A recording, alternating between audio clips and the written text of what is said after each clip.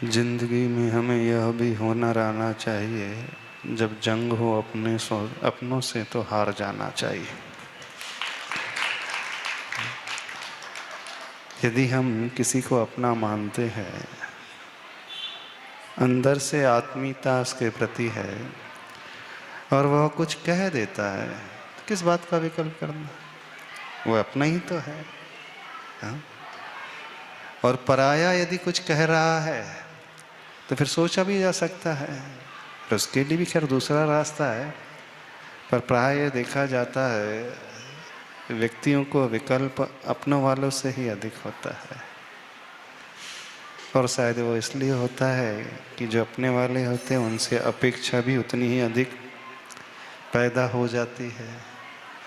और जब अपेक्षाएं अधिक पैदा हो जाती हैं और वो अपनी अपेक्षाओं पर खरा नहीं उतरता है, तात्कालिक तो लगने सा लगता है, देखो मैंने उसके लिए इतना किया, सब कुछ किया, सब कुछ दिया, मैं उसकी इतनी सेवा करता हूँ, उसका इतना ध्यान रखता हूँ, और वो है कि थोड़ा बहुत भी अच्छे से व्यवहार नहीं करता, कुछ भी मुझसे कह देता है। जब ऐसी परिस्थिति हो जाती है तो सांसारिक व्यक्ति को विकल्प तो हो जाता है। अब हम इस बात को समझें, संसार में जो लोग रह रहे हैं उनसे आप क्यों एक्सपेक्ट करते हो कि वह साधु की भांति रहे? वो हमेशा बहुत समता में रहे, बहुत सुव्यवस्थित रहे। आपकी एक्सपेक्टेशन ही गलत है। आपकी एक्सपेक्टेशन परिवार के सदस्यों से उतनी ही होना चाहिए जैसा उसका स्वभाव है।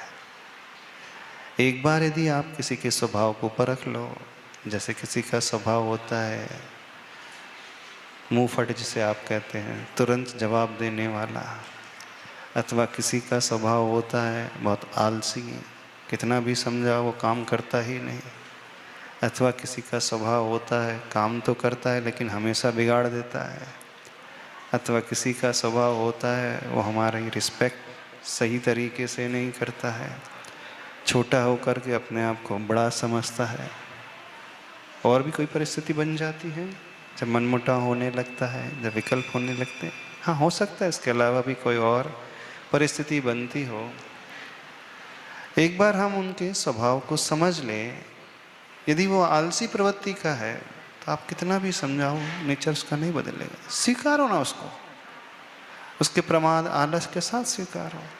कोई मुंहफट है, तुरंत जवाब देने वाला है, इसके ना वो बहुत ब्लंट है, और वो अपने आप को ये जस्टिफाई करता है कि देखो मैं तो एकदम स्ट्रेट फॉरवर्ड हूँ, तुरंत निपटाता हूँ, मन में कोई बात ही नहीं रखता हूँ, बात की बात होना ही नहीं, जो मन में आए तुरंत कह देना और टेंशन फ्री हो जाना। और वो अपने आप को क्या कह करके सिद्ध करते, हम स्ट्रेट फॉरवर्ड है। स्ट्रेट फॉरवर्ड होना बहुत अच्छी बात है, लेकिन ब्लंट होना ठीक बात नहीं।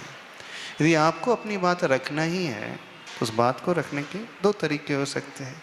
एक तरीका जो आपने आज तक अपनाया है, ब्लंटनेस से तुरंत जवाब दे देना, बिना सोचे समझे कि सामने वाले पर क्या बीतेगी। और एक दूसरा तरीका होता है, उसी बात को बड़ी पोलाइटली विनम्रता से समझ करके और समझा करके रख दो। तो ये जो तरीका होता है ये बड़ा अच्छा तरीका होता है। हमारा उद्देश्य बात ही पहुंचाना है ना, तो हम अच्छे से शब्दों का प्रयोग करके भी अपनी बात पहुंचा सकते हैं।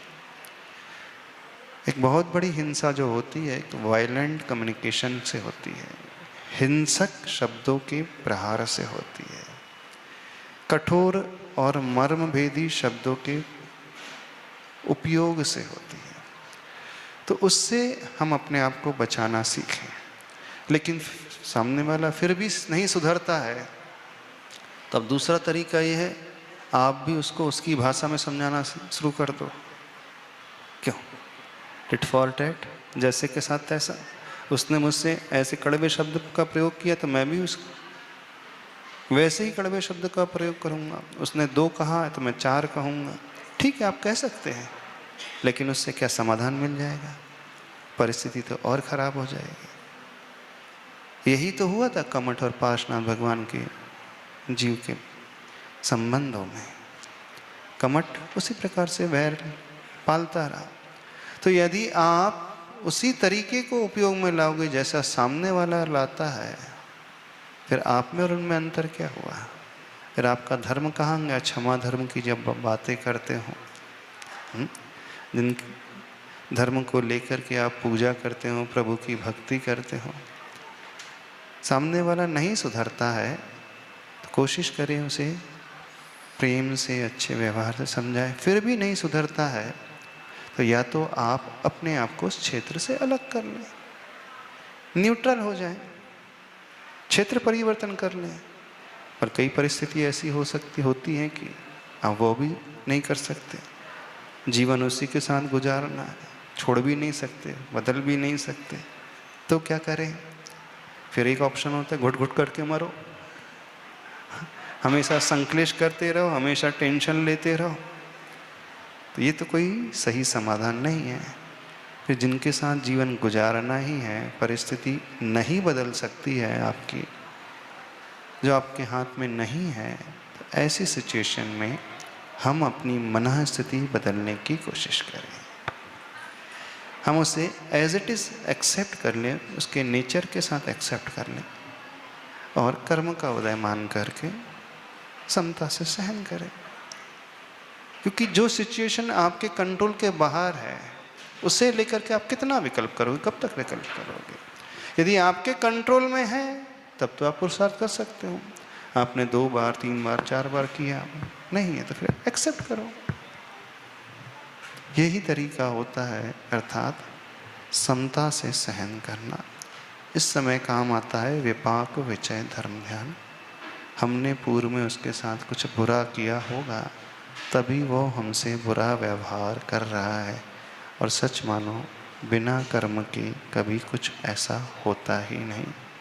प्राय ऐसा ही होता है, पूर्व भाव के वैरी जो हैं एक ही घर में उत्पन्न हो जाते हैं, एक ही घर में देवरानी जेठानी बन जाते हैं, एक ही घर में सास बहू बन जाते हैं, एक ही घर में भाई भाई भी बन जाते हैं, अथवा पति पत्नी पूर्व बन जाते हैं, पिता पुत्र भी बन जाते हैं।